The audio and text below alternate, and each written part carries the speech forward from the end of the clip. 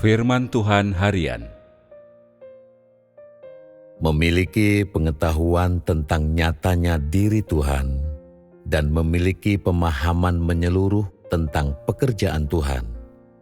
Kedua hal ini terlihat di dalam firman-Nya, dan hanya melalui perkataan-perkataan inilah engkau dapat memperoleh pencerahan. Oleh karena itu, engkau harus berbuat lebih banyak untuk memperlengkapi dirimu dengan firman Tuhan. Sampaikanlah pemahamanmu perihal firman Tuhan dalam persekutuan. Dan dengan cara demikian, engkau dapat mencerahkan orang lain dan memberi kepada mereka jalan keluar. Inilah jalan yang praktis.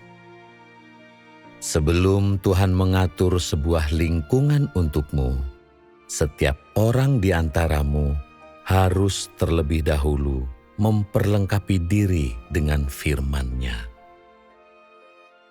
Ini adalah sesuatu yang harus dilakukan semua orang. Ini adalah prioritas yang mendesak. Pertama-tama, capailah titik di mana engkau tahu cara makan dan minum firman Tuhan. Untuk apapun yang tak mampu engkau lakukan, tiliklah firman-Nya untuk mencari jalan penerapan. Dan telitilah perkataan-perkataan ini untuk setiap masalah yang tidak engkau pahami atau kesulitan apapun yang mungkin engkau miliki. Jadikan firman Tuhan sebagai perbekalanmu dan biarkan firman Tuhan membantumu mengatasi kesulitan dan masalah praktismu. Juga biarkan firman-Nya menjadi pertolongan dalam hidupmu. Hal-hal ini akan membutuhkan upaya dari pihakmu. Dalam makan dan minum firman Tuhan, engkau harus mencapai hasil. Engkau harus sanggup menenangkan hatimu di hadapan-Nya, dan engkau harus melakukan penerapan sesuai dengan perkataan-Nya setiap kali engkau menghadapi masalah.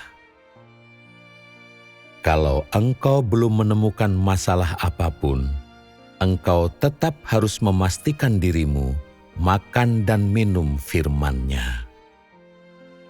Terkadang engkau dapat berdoa dan merenungkan kasih Tuhan. Bersekutu dalam hal pemahamanmu tentang firman-Nya, dan sampaikan tentang pencerahan dan penerangan yang engkau alami dalam dirimu, serta reaksimu ketika membaca perkataan-perkataan ini. Selain itu, engkau dapat memberi kepada orang-orang jalan keluar. Hanya inilah yang nyata. Tujuan melakukan ini adalah memungkinkan firman Tuhan menjadi perbekalanmu yang nyata. Sepanjang hari, berapa jam yang kau habiskan untuk dengan sungguh-sungguh berada di hadapan Tuhan? Berapa banyak dari harimu yang benar-benar kau berikan kepada Tuhan? Berapa banyak yang kau berikan bagi dagingmu?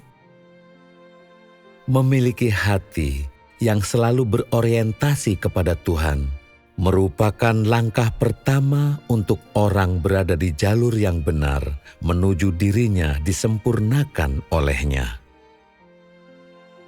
Jika engkau dapat mengabdikan hatimu, tubuhmu, dan segenap kasihmu yang murni kepada Tuhan, menempatkan seluruhnya di hadapan-Nya, taat sepenuhnya kepadanya, dan sepenuhnya memperhatikan kehendak-Nya, bukan memperhatikan daging, bukan keluarga, dan bukan hasrat pribadimu sendiri, melainkan memperhatikan kepentingan rumah tangga Tuhan, menjadikan firman Tuhan sebagai prinsip dan fondasi dalam segala hal, maka dengan melakukannya, niatmu dan sudut pandangmu akan berada di tempat yang tepat, dan engkau akan menjadi seseorang di hadapan Tuhan yang menerima pujiannya. Orang yang Tuhan sukai adalah mereka yang bersikap sepenuh hati terhadap-Nya. Mereka adalah orang-orang yang mengabdi hanya kepada-Nya. Orang yang Tuhan benci adalah mereka yang setengah hati dan yang memberontak terhadap-Nya.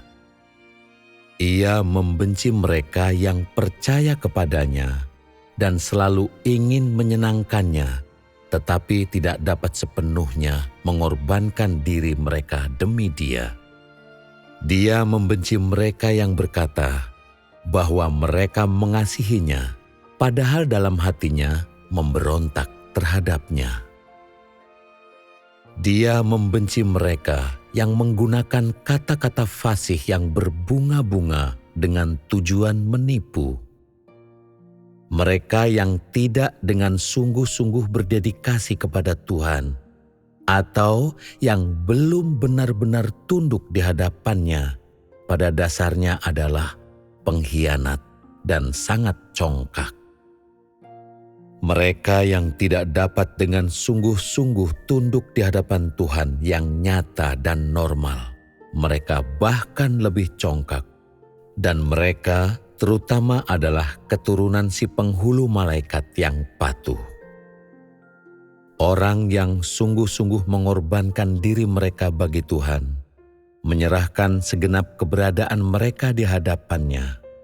Mereka sungguh-sungguh tunduk pada semua perkataan-Nya dan mampu menerapkan firman-Nya. Mereka menjadikan firman Tuhan sebagai fondasi keberadaan mereka dan mampu dengan sungguh-sungguh mencari di dalam firman Tuhan untuk menemukan bagian mana yang harus mereka terapkan. Orang-orang seperti itulah yang benar-benar hidup di hadapan Tuhan. Jika apa yang engkau lakukan bermanfaat bagi hidupmu, dan melalui makan dan minum firman-Nya, engkau dapat memenuhi kebutuhan batin dan kekuranganmu, sehingga watak hidupmu berubah, engkau akan memuaskan kehendak Tuhan.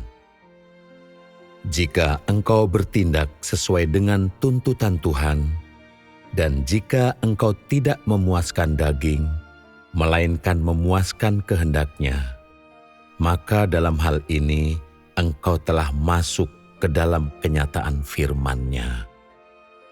Ketika membicarakan tentang masuk ke dalam kenyataan firman Tuhan secara lebih nyata, maksudnya adalah engkau mampu melaksanakan tugasmu dan memenuhi tuntutan Tuhan.